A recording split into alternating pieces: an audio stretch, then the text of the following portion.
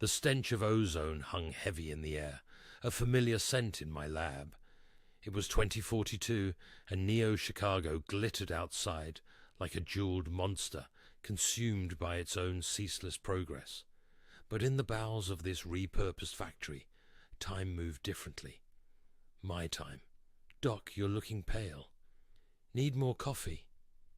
David, my assistant, hovers near a percolator, his youthful optimism a constant challenge to my jaded worldview. I'm fine, David. My voice is a rasp. Just thinking about Elias. Elias, our oldest subject, a gentleman on the precipice of eternity. His hands, wrinkled like ancient parchment, clutched a well-worn copy of Emily Dickinson. He dreamt of seeing his grandchildren grow, a pang of empathy that resonated even in my hardened heart. The news blared, fragmented images of gene editing breakthroughs, politicians waxing lyrical about extended lifespans.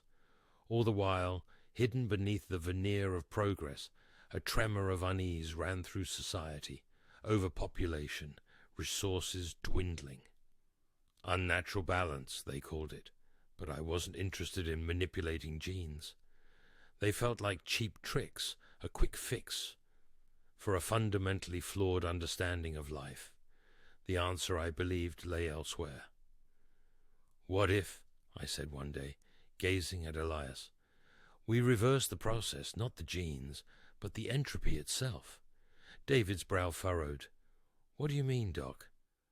We look at the big picture, not just individual strands of DNA. I pointed to the array of experimental equipment, a symphony of dials, mirrors, and prisms. Light, sound waves, energy, each one interacts with the body on a fundamental level.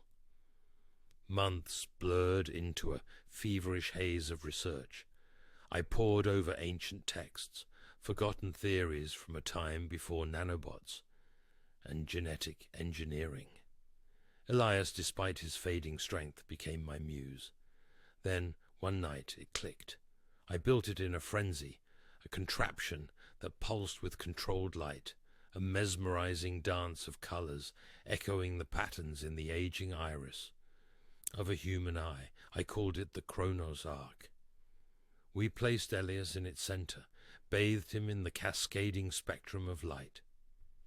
He became a kaleidoscope of flickering shadows, his face contorted in a silent scream. Then his struggle ceased, replaced by the stillness of a deep sleep. He's catatonic, David whispered, his face a mask of worry. I knew he wasn't dead, not exactly, but I had trapped him, frozen his last vestiges of a fading life within the echoes of his memories.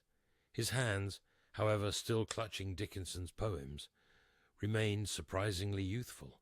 Something had worked, but at an unbearable cost. He hadn't just become young again, he had become lost in his past. The future, the life he'd longed for with his grandchildren, was now eternally out of reach. My ambition had led me down a path paved with good intentions, but paved ultimately with irreversible regret. The silence in the lab was overwhelming, broken only by the gentle hum of the Chronos Arc. It was a monument to my hubris, a stark reminder that some doors, once shut, can never be opened again.